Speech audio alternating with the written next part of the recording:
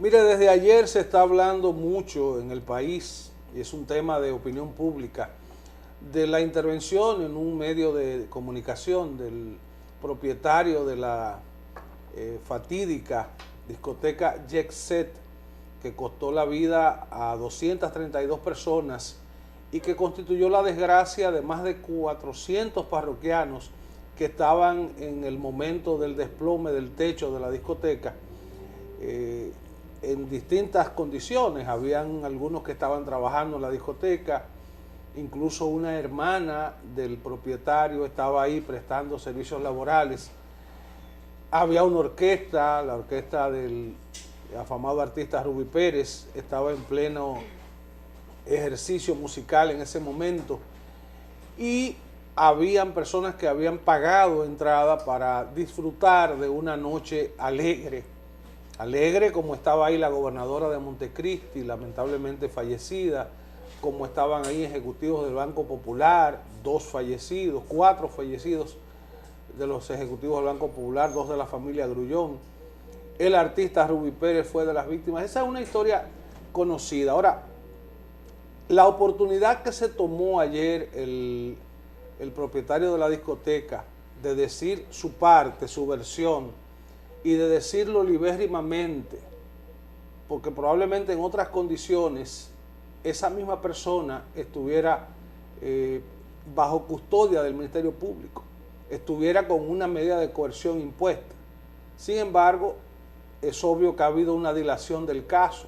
El Ministerio Público ha decidido tomarse su tiempo en la medida en que también se distiende un poco la opinión pública con relación a este hecho. Pero jurídicamente, ¿qué es lo que hay? ¿Cuáles son las posibilidades abiertas en este caso? Hay personas que probablemente no van a demandar, que entienden que lo que ocurrió ahí fue un accidente. Sin embargo, el que fuese un accidente no implica que usted no tiene derecho a recibir una compensación por la pérdida humana que de su familia ha tenido. O usted ha sido víctima directa o indirectamente y puede reclamar daños. Hay una vía que es la vía penal.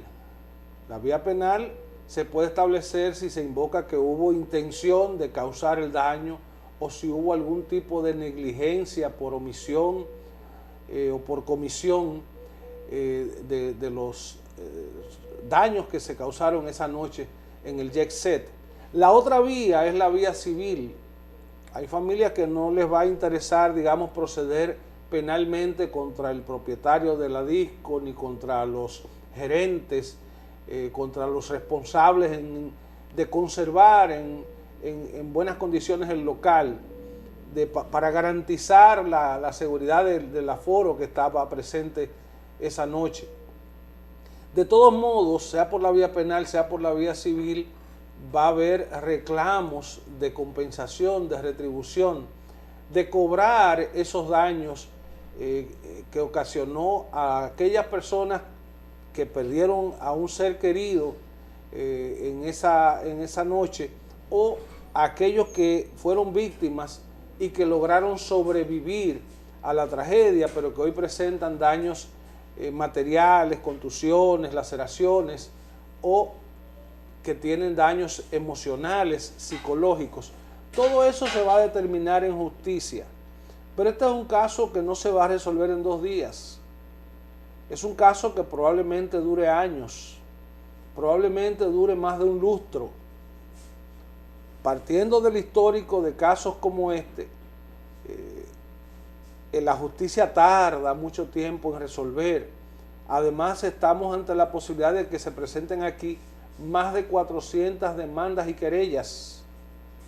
De modo que se va a hablar mucho, en algún momento bajará la incidencia de la opinión pública sobre este hecho, pero los actores involucrados, sea en calidad de demandantes, sea en calidad de dolientes, de los que murieron o de los que padecieron algún daño en esa tragedia, va a permanecer. Por el momento ocupa distintas opiniones de los que agotamos este tipo de espacios. Decir, ¿hubo responsabilidad en términos civiles? Obvio que sí. ¿Habrá responsabilidad en términos penales? La justicia es la que debe determinar todo esto. ¿Se puede hacer algo para prevenir situaciones similares? Yo pienso que sí, pero es un gran reto para el Estado, porque otro de los actores involucrados en esto es el Estado dominicano, que es responsable de supervisar este tipo de obras, lugares de espectáculos, lugares de concentración de personas que no están en condiciones de estar siendo ocupados. O sea que esto de todos modos nos deja una gran enseñanza, y todo lo que se diga o no se diga tendrá alguna incidencia en el juicio largo que seguramente tendrá que llevar este proceso del jet set. Por un largo tiempo estaremos hablando sobre este tema porque nadie esperaba una tragedia de tal magnitud. Hablando de 232 personas que fallecieron en esta catástrofe. Ayer, pasadas las 11 de la noche, había muchas personas en la zona cero todavía, casi diario van a este lugar a rendirle homenaje o para observar lo poco que quedó, y también dejando su velón o sus flores por ahí en honor a los fallecidos. Ayer el abogado Félix Portes informó sobre 2 nuevas querellas que van a continuar llegando. Y hablando sobre algunas de las declaraciones que dio Antonio Espaillat como gerente del Jet Set, él dijo que su madre y él son los gerentes porque la discoteca está a nombre de su madre, pero él era la cabeza de este club. Él habla sobre, y recae la responsabilidad sobre el Estado también, porque él dice que nunca fueron a supervisar el techo de la discoteca. Él tenía 30 años con este local porque antes había un cine, pero luego él dice que nadie supervisó, que en el caso del techo ellos ponían el plafón. El día de esta fiesta de Rubí Pérez, ellos pusieron un plafón nuevo, que no era ningún especialista que iba a hacer ese trabajo. Un empleado tomaba la escalera y ponía este plafón. Esto de yeso, según lo que dijo Antonio Espaillat, absorbía el agua de los aires porque había estas filtraciones. Por eso es que muchas personas han dado estas declaraciones de que iban a la discoteca y le caían en los vasos estos pedazos de yeso, y por eso el polvillo, porque el yeso, luego de absorber el agua de esta filtración, pues caía al suelo. Lo dijo Sergio Vargas en una entrevista recientemente, luego de lo que sucedió, que cuando estaba en la discoteca, iba saliendo, vio a uno de los empleados barriendo y él le preguntó y le dijo que eso siempre sucedía. Quiere decir que nadie supervisó lo que estaba sucediendo. También desmintió la teoría que había en las redes sociales. Eso no sustrae a los dueños de su responsabilidad. Pero claro, porque si eso está sucediendo, ellos son los primeros responsables de velar por la integridad de ese edificio. Hay que investigar qué está sucediendo. Hubo una teoría que supuestamente fue un ingeniero y le dio un presupuesto. Él dijo que nadie nunca se le acercó. Los peritos van a hablar aquí sobre eso. Exactamente. Al igual que nosotros, él quiere saber qué fue lo que sucedió allí, pero también hay que asumir con ciertas responsabilidades. Muchos quieren ponerlo como víctima, Antonio Espaillat realizando la entrevista. Otros se cuestionan y dicen, eso se me parece mucho al branding, lo que hubo fue ayer. el momento preciso de él también hablar en los medios de comunicación. Fue la recomendación de su abogado, porque desde que a usted lo apresa, aunque él no lo ha apresado, pero le dicen todo lo que usted diga puede ser no ha utilizado sido ni siquiera en interrogado. su contra. Entonces, poniendo en comparación con lo que ha sucedido en otros casos, que primero te apresan y luego es que investigan, y por eso te tienen que soltar, hacen allanamientos, un aparataje. Cerca de acá hay un caso que sirve de ejemplo, el caso de La Vega, la mueblería de La Vega, que se desplomó. Apresaron a le los impusieron una medida al propietario y bueno, finalmente todavía ese caso no ha terminado de solucionarse en justicia.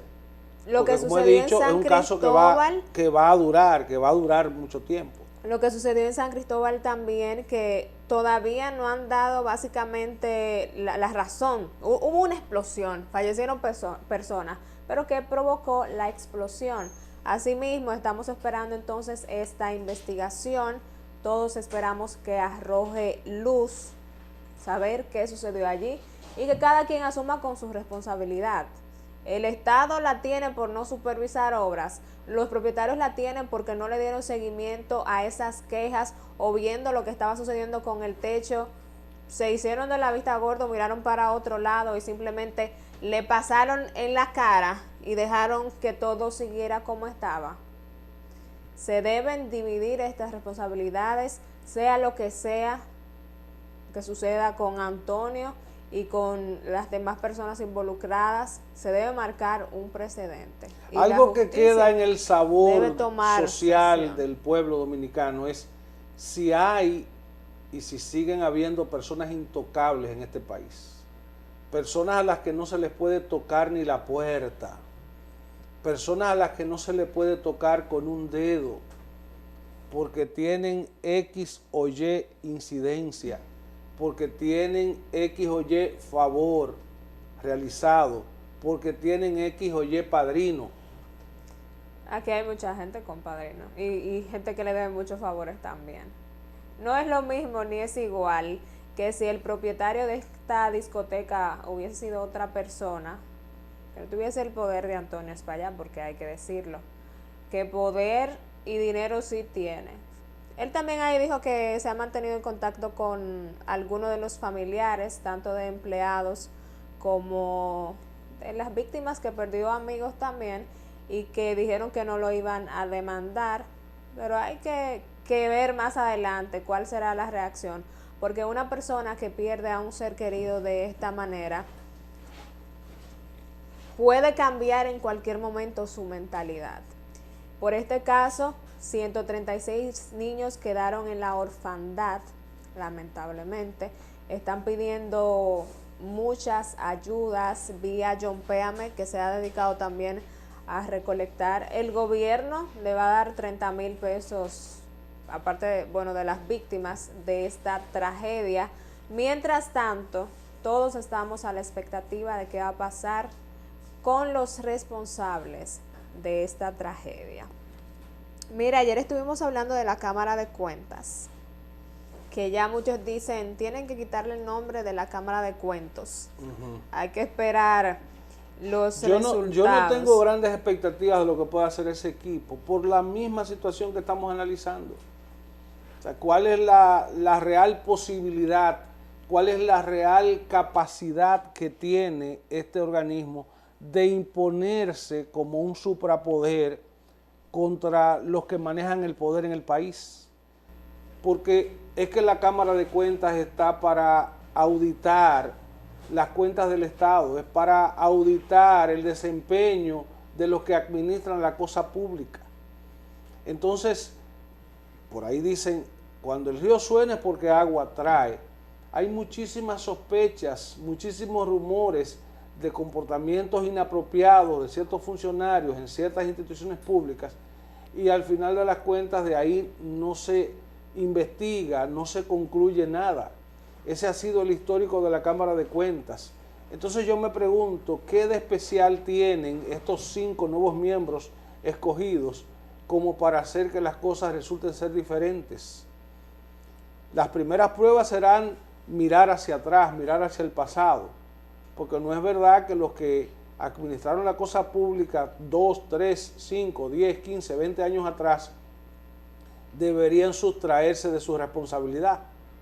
Hay que mirar hacia atrás y escarcear cuentas pasadas, porque esas cosas están ahí. Ustedes recuerdan que una de las primeras medidas que dispuso la señora Miriam Germán cuando asumió la Procuraduría General de la República fue allanar la Cámara de Cuentas, fue producir un secuestro de documentos, porque lo que se sospechaba es que ahí había un cuerpo de delito que no se le estaba dando el valor que tenía en justicia. Y al final, ¿qué pasó con los papeles que secuestró doña Miriam en la Procuraduría? Al final, ¿qué pasó con esa Cámara de Cuentas? Terminaron en la misma cháchara, hablándose ahí de acoso, hablándose ahí de inactividad. Entonces, ¿qué de especial tienen estos nuevos miembros que nos van a convencer a nosotros los ciudadanos de que a partir de ahora las cosas van a ser diferentes? De que a partir de ahora van a ahorcar blancos, morados, colorados y de otros colores. Mirando para todos los lados. Pero yo quiero enfocarme en lo que dijo... Verdes también. Verdes, que no se le olvide, que no se le olviden los colores principales, ¿verdad?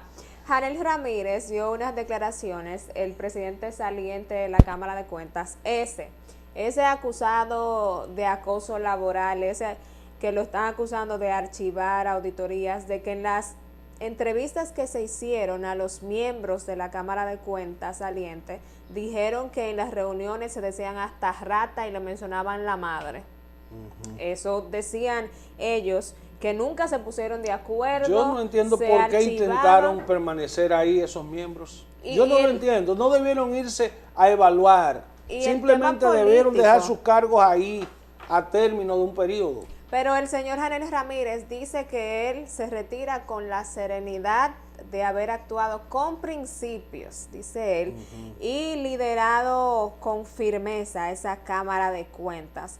Él asegura que sigue apostando por la República Dominicana, donde la integridad, escuche bien, habló la de principios, transparencia, habló de integridad, sí, habló de transparencia. Ese señor que está ahí en pantalla. Está viendo un tremendo sinvergüenza, y me disculpan los verdaderos sinvergüenza, ese que usted está viendo ahí, el presidente saliente de la Cámara de Cuentas. Transparencia, acusado, señores, acoso laboral. 2 mujeres de ahí pusieron la denuncia, hicieron una reunión. Pero hay que buscarle la definición a lo que es acoso laboral. Una cosa es el acoso sexual y otra cosa es el acoso laboral. Es poner a alguien en una condición de que no pueda cumplir con su deber en términos laborales. O sea, el hecho de que implique acoso implica persecución, implica retaliación, implica maltrato. Y esto tampoco se investigó, no se llegó a ningún resultado con esto. Después que había diferencias personales entre los miembros de la Cámara de Cuentas, señores, donde hay 5, 3 hacen mayoría.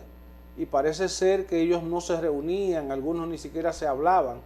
Terminó habiendo un ambiente y un clima inapropiado en esa Cámara de Cuentas, que por eso insisto, yo no entiendo cómo es que ellos, los 5, querían continuar en los cargos. Fueron a evaluarse.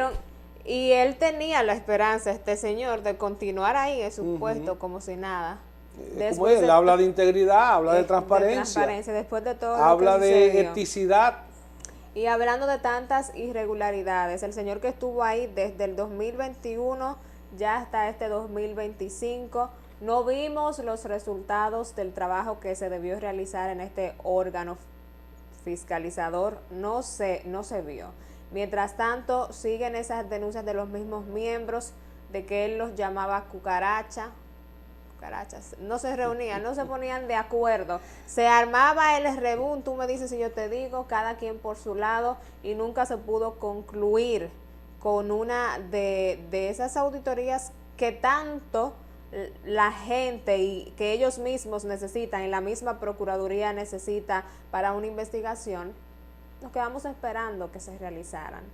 La mayoría fueron archivadas, por no decirle a todas, ya mencionamos 4 de cuántas auditorías que se deben realizar a las diferentes instituciones públicas de este país.